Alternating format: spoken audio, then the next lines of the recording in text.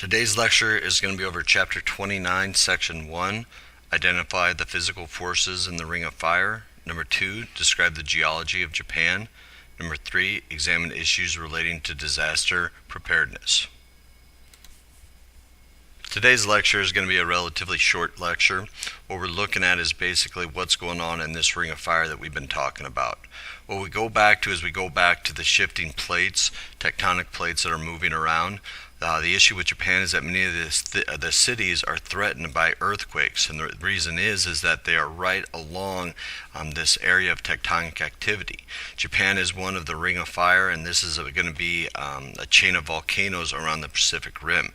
So we see these tectonic plates, we see things that are causing earthquakes, but also they're going to start volcanoes as well. Now, if you guys remember from subduction back in our Unit 1, what we see is that those plates, one of them is going to go underneath it, the other one is going to go on top of it, and what we see is that they rub up against each other. In East Asia, the Pacific Ocean plate meets the Eurasian continental plates, and what we see is that this crumpled continental crust forms mountains and volcanoes. Now again, those plates rub back and forth. When they're rubbing back and forth, that causes stress to occur, and soon what you'll see is that a sudden slip is going to create an earthquake. And so what we see in this area is that there's a lot of earthquakes, a lot of volcanoes going on really throughout the entire year. Volcanoes, the other thing about the geology of Japan is that you see subduction of the Pacific plate under the Eurasian plate with the causes of volcanoes, but volcanoes can also cause islands to form. We've got a good example here in the United States with Hawaii that we're going to see that it's going to create the island chain that we know today. Since the first records, at least 60 Japanese volcanoes have been active. Best known is going to be Mount Fuji, which is going to be kind of a landform in Japan, which is also a volcano. An average of 1,000 earthquakes occur in Japan each year. Most are very mild, but some can cause a lot of deaths. 1923, you get the Great Katano earthquake. It's going to go ahead and it's going to kill about 140,000 people. Leaves Tokyo in ruins, and it's going to damage or destroy almost 700,000 homes. That's going to be one of the worst earthquakes on record to date.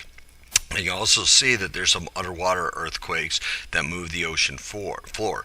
And we see that these can create tsunamis, which is again kind of a big tidal wave that can cause major issues. It's very destructive, can reach almost 100 feet. It can cause things like flooding, damages, so on and so forth. So all of this stuff that's happening in Japan is happening because of the tectonic plates moving around. Now, one of the issues with Japan is that they have a lot of older buildings that essentially are not up to code, and what that code is that they have to be built a certain way, and we don't see that in Japan. A lot of older buildings, and what happens is that when these earthquakes come, they basically destroy them. Some are going to be built on less stable ground, possibly in landfill, and that's going to create the structure to be a lot easier destroyed.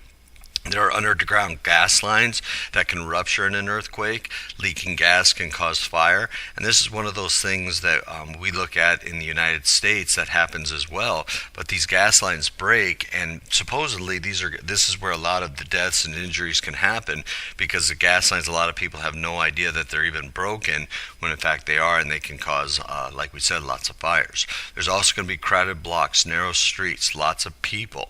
And so what we see is that the people, if there is an earthquake, really get stuck.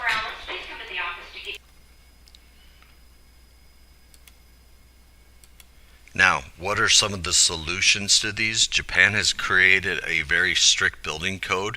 Engineers are going to study how different buildings withstand the quakes.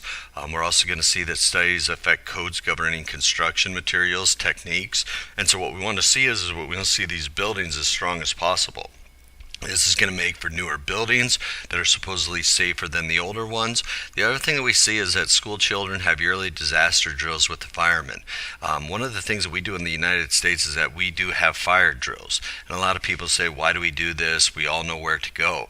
But if you think about it, if we had a fire inside our school, what would happen is that the fire alarms would go off, everybody would assume it's a drill, and everybody would be nice and calm and just file out in a nice, orderly fashion.